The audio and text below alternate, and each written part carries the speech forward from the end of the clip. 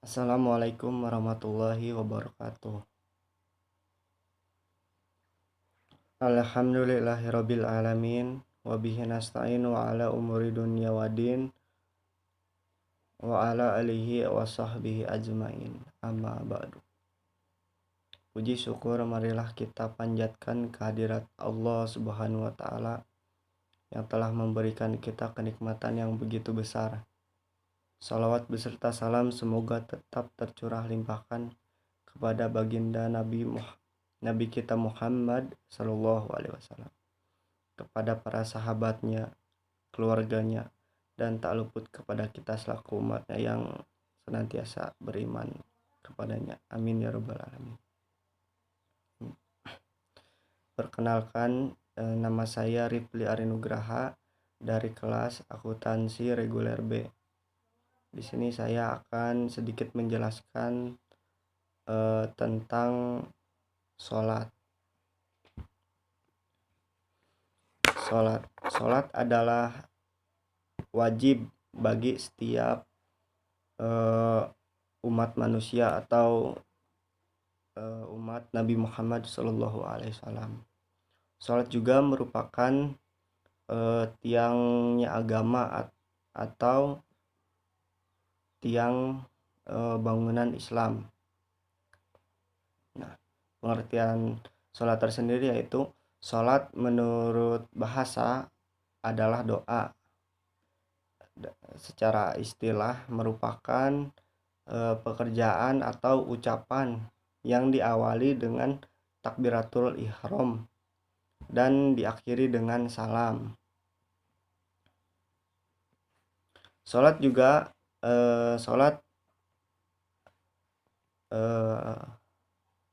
sebagai salah satu penjaga bagi orang-orang yang beriman.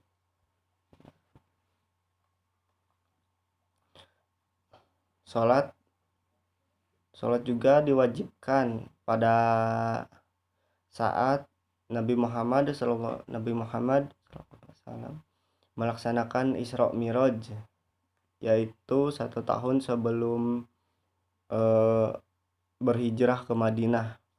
Pada mulanya sholat diwajibkan sebanyak 50 kali di dalam 1 hari 1 malam. Nah, akan tetapi dirasa oleh Nabi dan atas saran Nabi Musa, umat manusia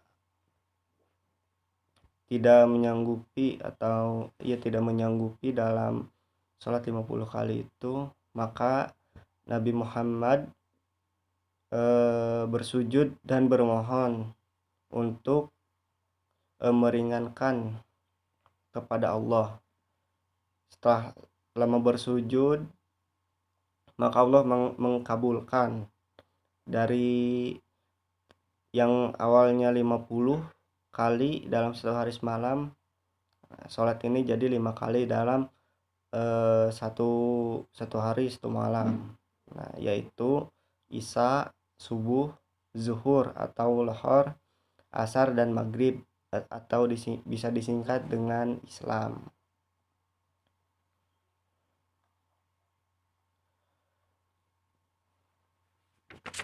Terus yang kedua adalah dasar hukum sholat, yaitu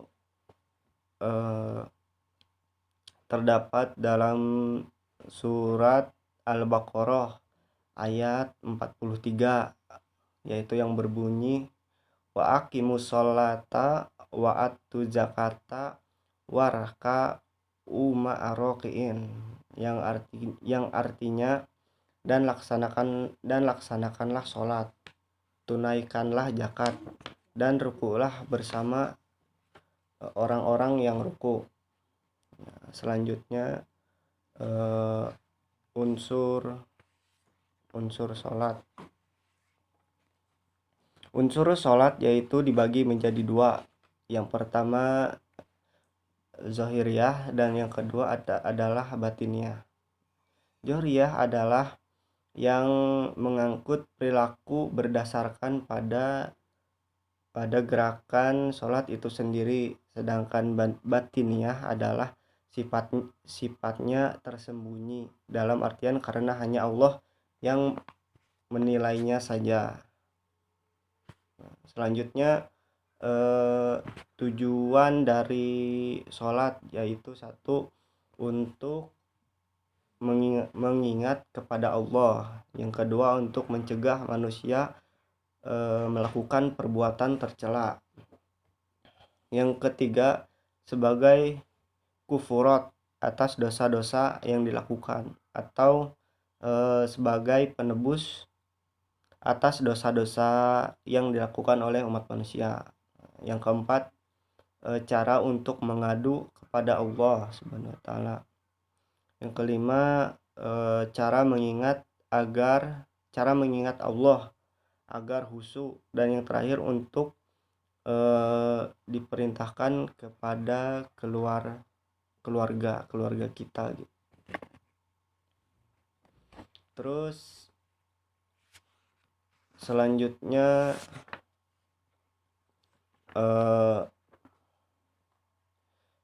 adalah syarat-syarat sholat.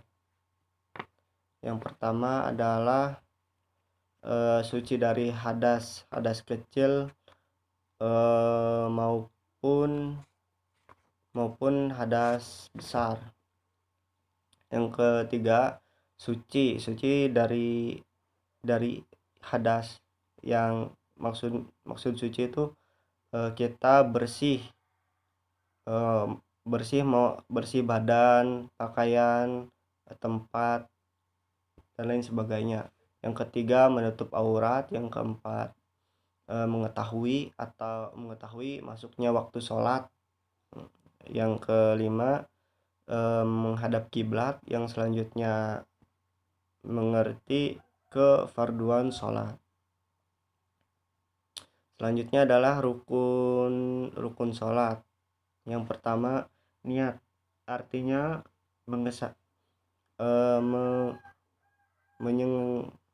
artinya kita niat itu dilakukan di dalam hati untuk melakukan sholat atas Allah Ta'ala.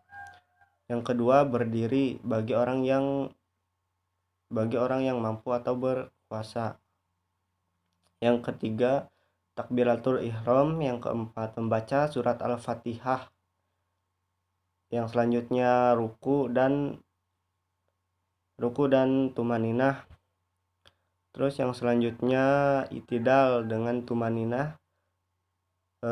Dilanjutkan sujud 2 kali dengan tumaninah.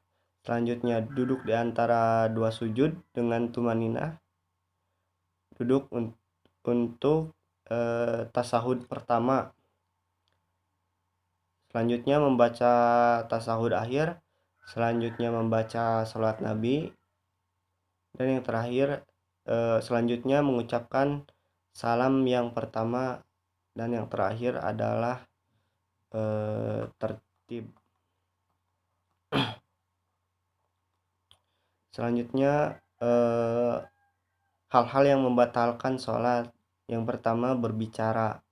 Yang kedua, makan atau minum. Yang ketiga, banyak gerak terus menerus.